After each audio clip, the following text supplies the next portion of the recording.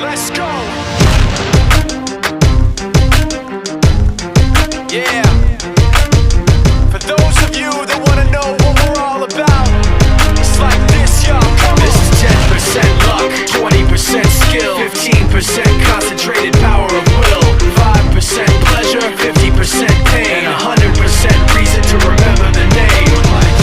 He doesn't need his name up in lights, he just wants to be heard, whether it's the beat or the mic. He feels so unlike everybody else, alone, in spite of the fact that some people still think that they know him. But fuck him, he knows the code. It's not about the salary, it's all about reality and making some noise, making a story, making sure his click stays up. That means when he puts it down, Tox picking it up. Let's go. Who the hell is he anyway? He never really talks much, never concerned with status, but still leaving him starstruck. Humble through opportunities given despite the fact that